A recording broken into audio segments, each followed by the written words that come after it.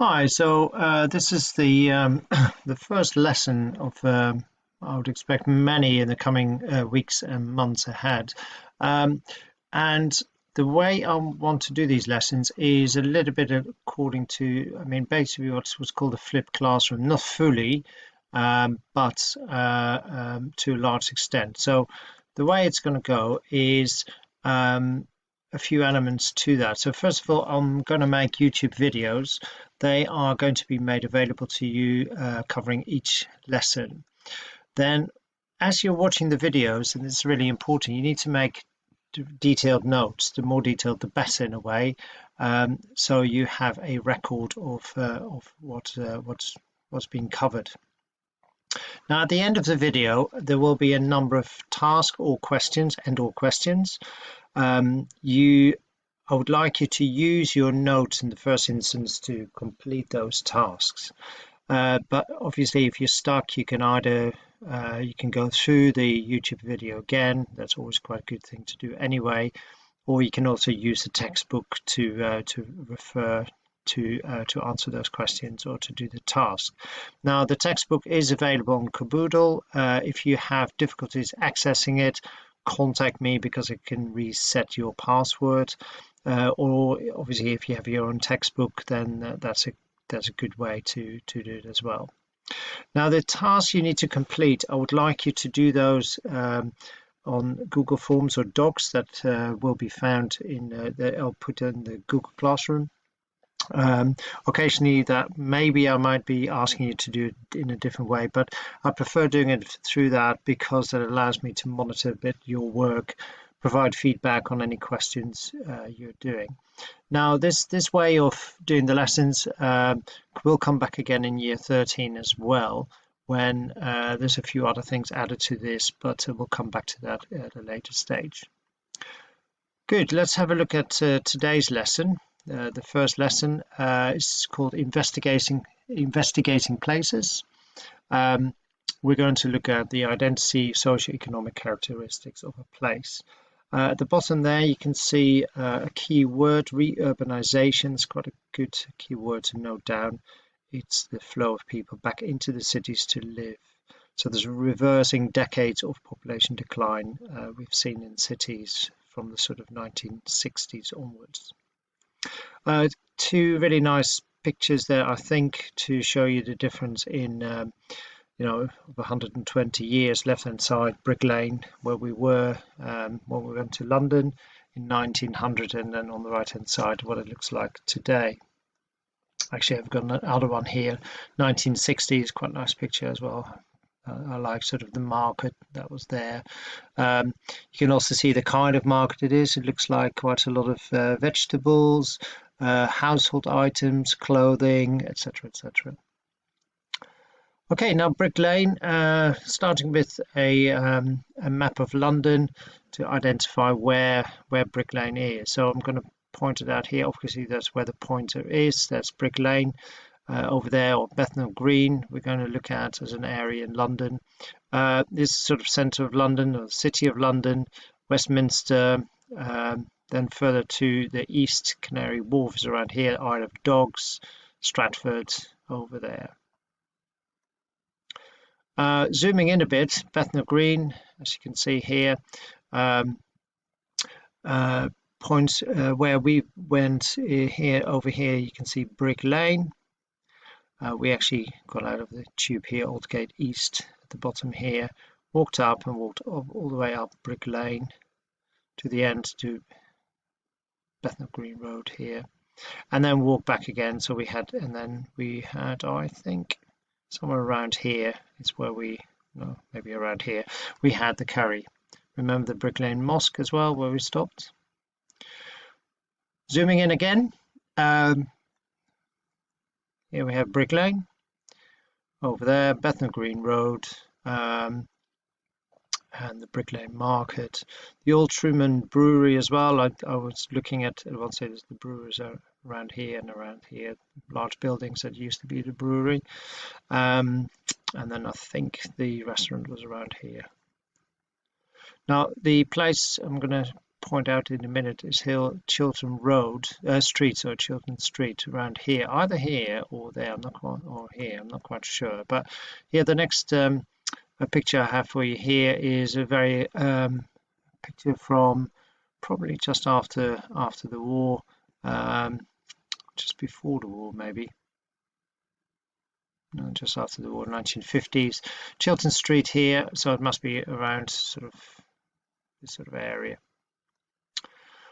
In Bethnal Green, so it's about 2 kilometres east of the city of London. Now in the 1950s, there was a very strong sense of community in this area, and one of the most important factors for that was because there were very strong family ties. So sons would work in the same firms as their fathers, and daughters with the same firms as their mothers. So the other thing was family networks were massively important, very extensive as well. Families just all lived in the same area. They did some research in the 1950s, and they got 45 couples to take part in this research. And these 45 couples had a total of about 1,700 relatives living in Bethnal Green between them, and that didn't even include their parents. So massive large families anyway, but a lot of their cousins and uncles and aunts all lived in the same area. And what we're talking about here is what's called centripetal forces. So these are forces such as family ties that draw people together into an area to keep them there. Now, a lot has changed since the 1950s, not only in the east of London, but also in places from Cornwall to Cumbria. And although those changes are always felt locally, the causes are way beyond that of the local area. So actually there are 3 changes that have a really important impact on the 3 reasons. Actually 3 changes have affected these places, including Bethnal Green. So 3 reasons. The first one is globalization. The second one is employment change, and the final one is inward migration. In a minute I'm going to talk you through these 3 in more detail, but those three elements, they are basically forcing people apart. They are pushing people away from places, or they make them move away from places, and we call these centrifugal forces. So these are pushing people away from places or make them move.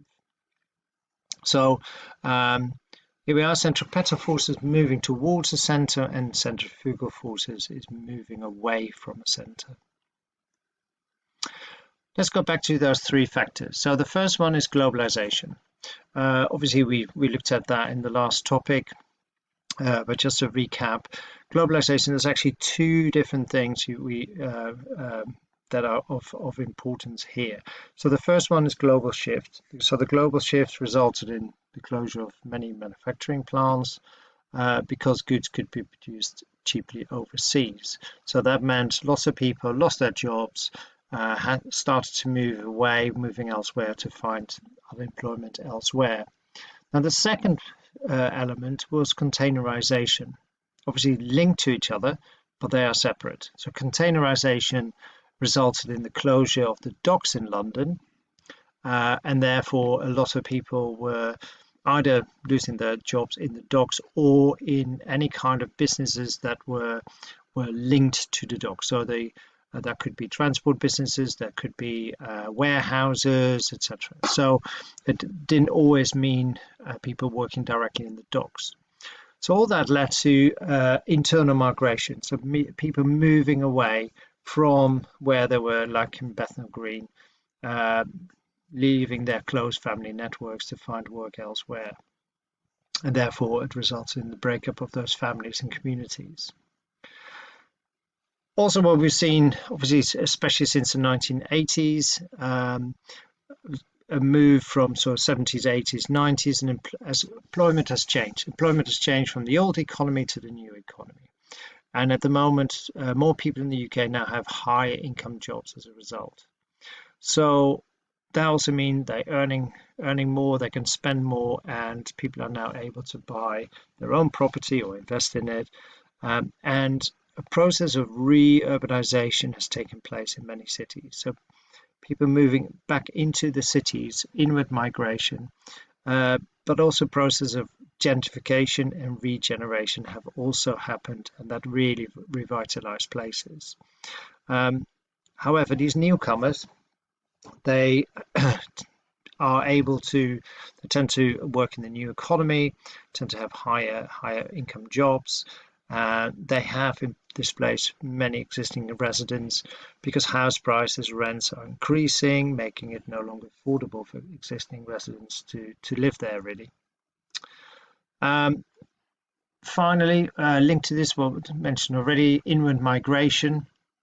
So from the 1980s, especially a growing economy, aging population, those factors combined led to the needs for a lot of overseas migrants as well to provide those workers. Now, that inward migration changes the character of places and creates sort of new identities as well. So, and that has happened over long periods of time. So going back to Brick Lane, we've seen waves of migrants, Protestants from France in the 17th century. They built the church, which is now a mosque, which we stopped at in Brick Lane and pointed out to you. Then after the Protestant Jewish people arrived in the 19th and 20th centuries, they turned the church into a synagogue. And then more recently, the Bangladeshi community since the 1960s, and they changed the synagogue into a mosque. Now, what we're seeing now is, especially sort of the northern end of Brick Lane, a more sort of a change again. So an influx of new migrants, hipsters, other young people working either in the gig economy or the knowledge economy, and that's slowly changing the character of the area once again. I've put this video on Google Classroom for you to watch. It's a great video looking at globalization, geography of the fabric trade in East London. It gives you a really good idea how places have been changing. Finally, these are the 3 questions I would like you to tackle. I've created a Google form for that, so please complete that so I can actually monitor that and I can give you some feedback on that. Okay, thank you for listening. I hope you found it all interesting and clear, and let me know how you're getting on. All right, thank you.